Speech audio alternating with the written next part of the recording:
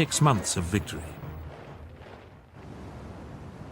Yamamoto knew the United States well and had a healthy respect for the untapped power of American industry.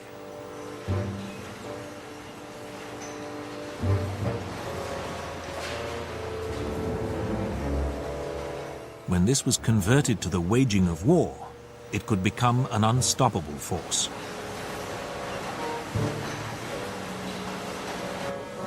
Only the destruction of the US Pacific Fleet and its vital aircraft carriers could buy Japan the time it needed to secure the vast Pacific perimeter won in the first 6 months of the war. Yamamoto planned to lure the Pacific Fleet into a decisive encounter with an attack on the American-held island of Midway, which was equidistant from the Japanese home islands and Pearl Harbor. Midway was the keyhole through which American warships could still pass. In April 1942, it had admitted the American carrier Hornet, which had launched an air raid on the Japanese home islands led by Colonel James Doolittle. The American bombers had inflicted little damage on Japanese war industry. But several of them had flown directly over the Imperial Palace. They had orders not to drop bombs, but the implicit threat to the life of the Emperor, whom the Japanese regarded as divine, had a seismic effect on their military high command.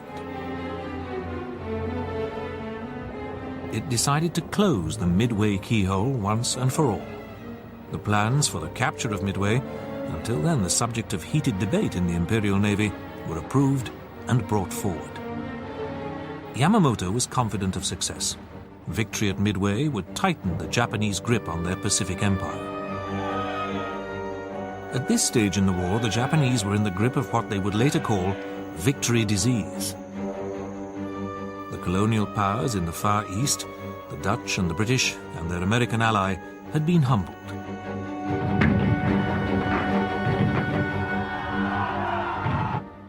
The British had been driven out of Malaya and Singapore and then bundled back across the Indian border.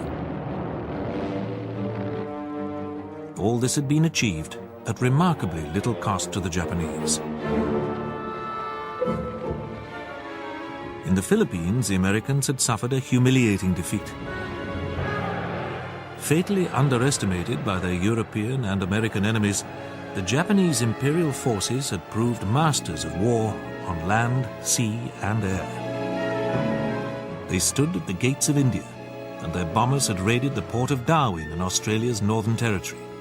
The Japanese seemed to hold all the cards. But the Americans had the most important card of all up their sleeve. The breaking of JN-25 had given the American codebreakers a ringside seat at the formulation of Japanese strategy.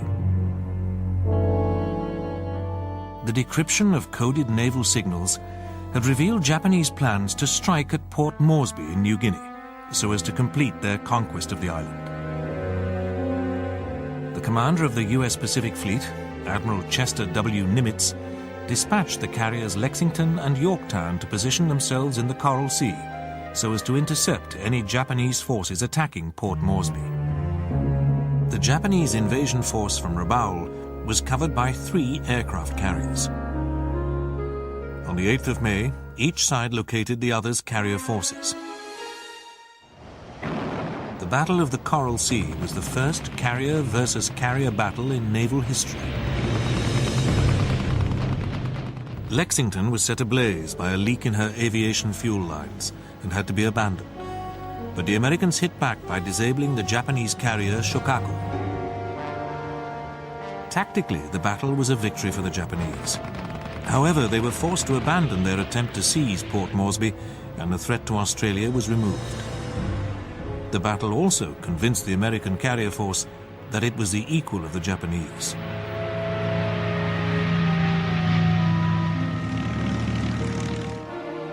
The Japanese now put their Midway plan, codenamed MI, into action.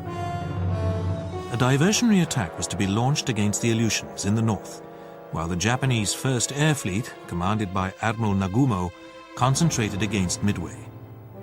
Meanwhile, the battered Yorktown underwent hasty repairs at Pearl Harbor before rejoining Task Force 17 under the command of Admiral Frank J. Fletcher.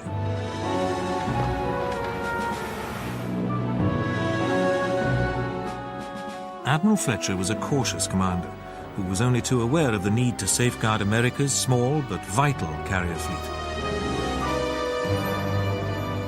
Yorktown sailed to join Hornet and Enterprise, which formed the core of Task Force 16, under the command of Admiral Raymond A. Spruance. At this stage in his career, Spruance was inexperienced in carrier warfare. Both Spruance and Fletcher knew that the odds were stacked against them. The Japanese First Air Fleet fielded 6 large carriers, of which 4 had been allocated to the Midway operation. When battle was joined, 180 American aircraft would face 270 Japanese. For all the emerging fighting skills of the American carriers and their air groups, these were daunting odds.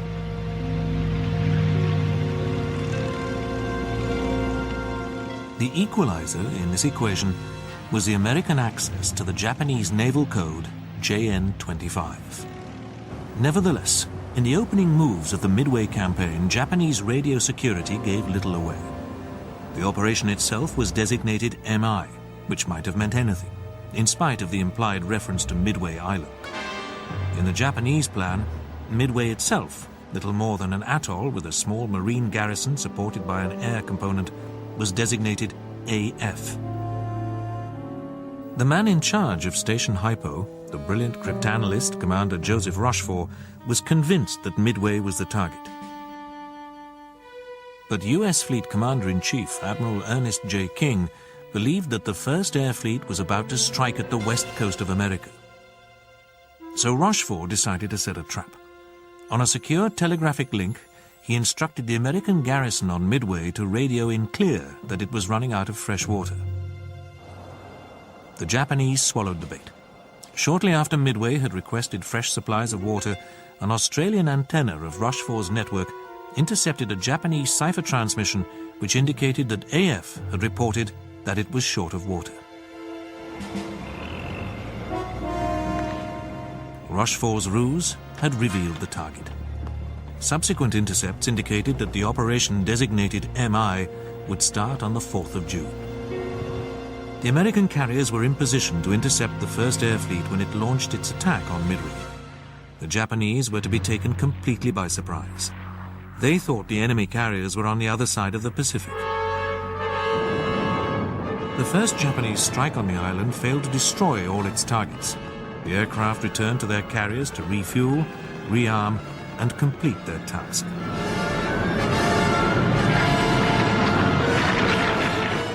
But then the fate of the Imperial Japanese Navy was decided within the space of exactly 5 minutes on the morning of the 4th of June, 1942. In those fatal 5 minutes, dauntless dive bombers from Yorktown and Enterprise found, attacked, and destroyed 3 of the First Air Fleet's carriers. The First Air Fleet had ceased to exist.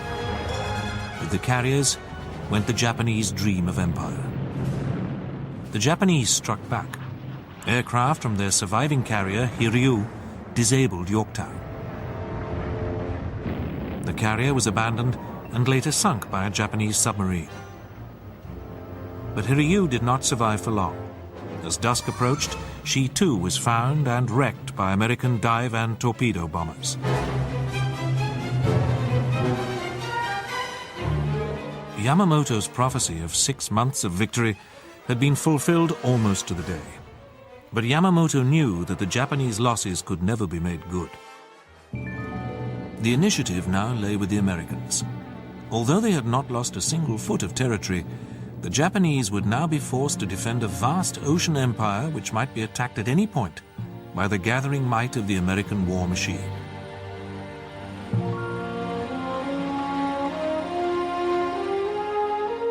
The Americans had to choose the axis along which to advance. To reach Japan's home islands, they could either strike in the south through the Solomons, New Guinea and the Philippines, or they could mount a drive through the Central Pacific aimed at the island of Okinawa. But between the home islands and the American jumping-off points lay a daunting chain of Japanese-held island fortresses, blocking an amphibious advance.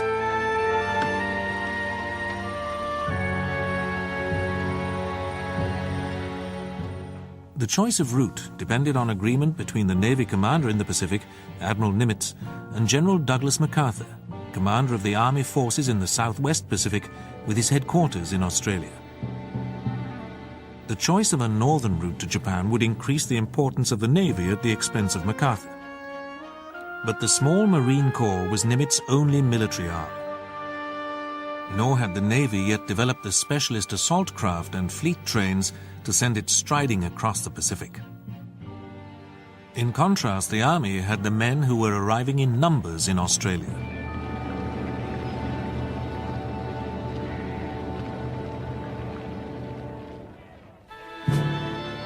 The route through the Southwest Pacific, with a jumping-off point near Australia, would carry the Army through larger islands, yielding some of the resources needed to sustain the offensive.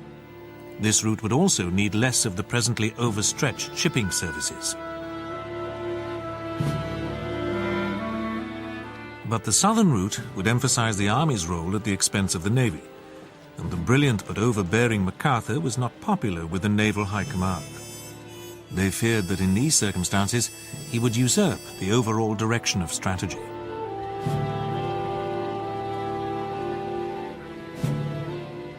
At the beginning of July, after much haggling, a compromise was reached. The initial emphasis would be on the southern route. But the area would be subdivided, giving certain parts to MacArthur and the Army, and others to Nimitz and the Navy.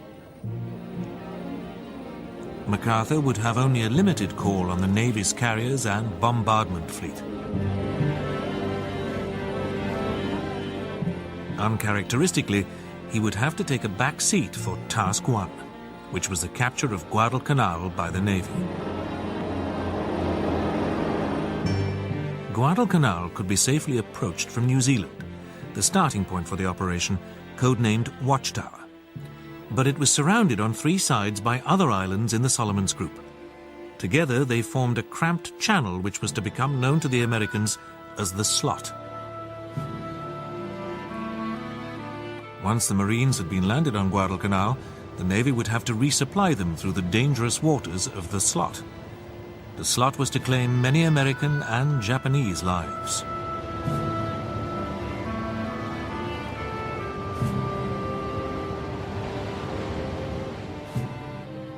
The commander of the Marine Corps landing force assigned to Watchtower, General Alexander A. Vandergrift, was under no illusions about the difficulties of the task which lay ahead.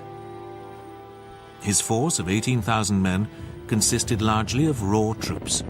He had only 2 months in which to prepare. And his naval escorts had little or no experience of amphibious operations. The men nicknamed the venture Operation Shoestring. There was another problem. On the eve of the Battle of Midway, the Japanese switched to a new code, JN-25C. Station Hypo was plunged into the dark. While the codebreakers struggled to break into JN-25C, they had to rely on traffic analysis.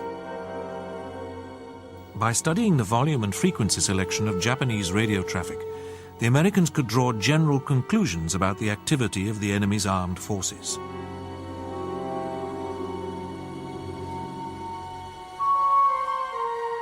They could also identify the distinctive fists, or keying styles, of individual Japanese signalers. Traffic analysis could not offer the dramatic insights provided by JN-25 decrypts, but it was vital work nonetheless. In July 1942, traffic analysis was providing early and alarming evidence that the Japanese were preparing to mount a campaign in the South Pacific. Heavy air reinforcements were arriving in the area.